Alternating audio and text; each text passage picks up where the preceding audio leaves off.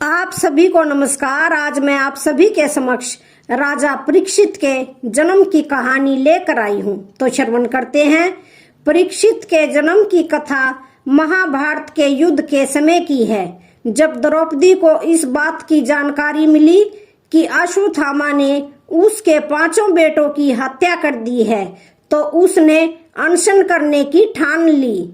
द्रौपदी ने प्रण लिया कि वह अपना अनशन तभी तोड़ेगी जब तक कि अश्वत्थामा के सिर पर लगी मणि उसे नहीं मिल जाती है। जब अर्जुन को इसकी जानकारी मिली तो वे अश्वत्थामा से युद्ध करने के लिए निकल गए। दोनों के बीच भयंकर युद्ध हुआ।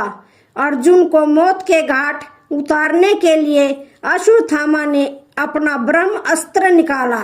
यह देखकर अर्जुन ने भी अपना बचाव करने के लिए ब्रह्म अस्त्र का प्रयोग किया। तभी वहां नारद और ऋषि व्यास पहुंचे और उन्होंने ब्रह्म अस्त्र का इस्तेमाल करने से मना कर दिया। इसके बाद अर्जुन ने अपना ब्रह्म अस्त्र वापस कर लिया, लेकिन अश्वत्थामा ने ऐसा नहीं किया।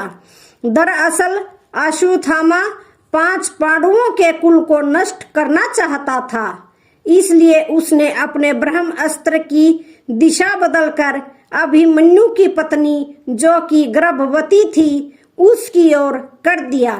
इस पर भगवान कृष्ण ने कहा, अभिमन्यु की पत्नी उत्तरा को परीक्षित नामक बेटे के जन्म का वरदान मिला है, इसलिए वह जरूर जन्म लेगा। अगर वह मरा हुआ भी पैदा हुआ तो मैं खुद उसे जीवन दान दूंगा और वह बड़ा होकर एक महान सम्राट बनेगा, जबकि तुम 3000 वर्ष तक इस पाप को ढोते रहोगे।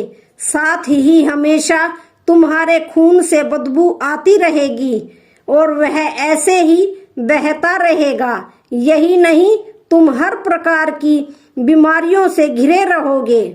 इसके बाद अर्जुन ने अश्वत्थामा को रस्सी में बांध और द्रौपदी के पास ले आया। अश्वत्थामा की हालत देखकर द्रौपदी को दया आ गई और उसने अर्जुन से उसे छोड़ने की अपील की, मगर भगवान कृष्ण ने ऐसा नहीं होने दिया और उन्होंने अर्जुन को आदेश दिया कि उसके सिर से मणि निकाल ले और द्रौपदी को दे दे। इधर ब्रह्म अस्त्र के गर्भ में जाते ही उत्तरा को तेज दर्द होने लगा। यह देखकर भगवान कृष्ण ने अपना छोटा सा रूप धारण किया और उत्तरा के गर्भ में दाखिल हो गए। कृष्ण का छोटा रूप एक अंगूठे के बराबर ही था। वे शंख, चक्र, गदा और पद सब कुछ धारण किए हुए थे। उत्तरा के गर्भ में अश्वत्थामा द्वारा छोड़े गए ब्रह्म अस्त्र की आग को शांत कर रहे थे। वहीं गर्भ में पल रहा बालक उन्हें देखकर हैरान था कि मेरी माँ के गर्भ में यह कौन घुस गया है।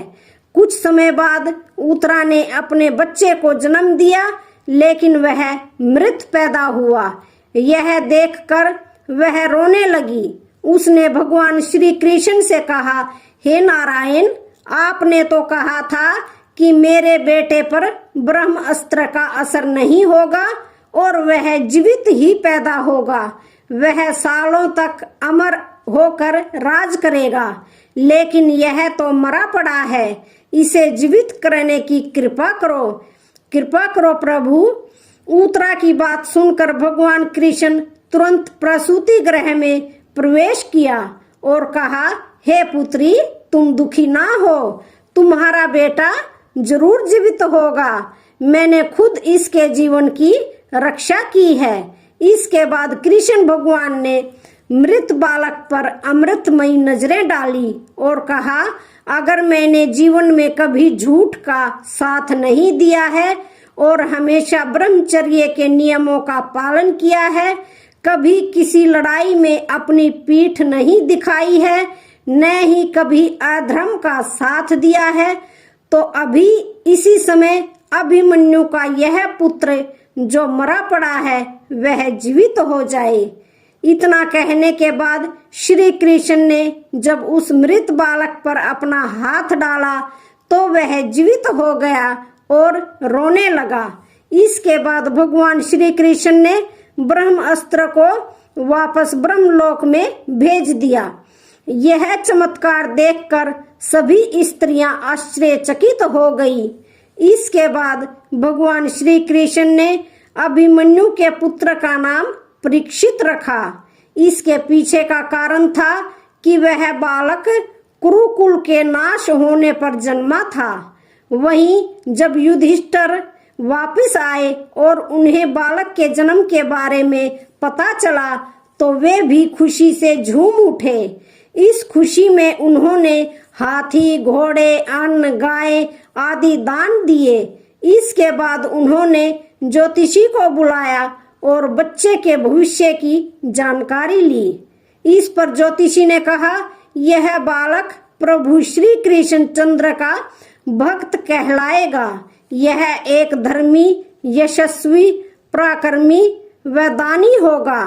ज्योतिष ने आगे बताया कि जीवन में एक ऋषि का श्राप पाकर गंगा के तट पर यह श्री सुखदेव से आत्मज्ञान की प्राप्ति करेगा।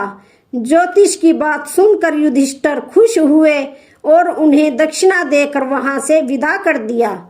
तो इस कहानी से हमें ये सीख मिलती है कि हमें कभी भी किसी कार्य को छल कपट के साथ नहीं करना चाहिए, इससे हमारा बुरा ही होता है।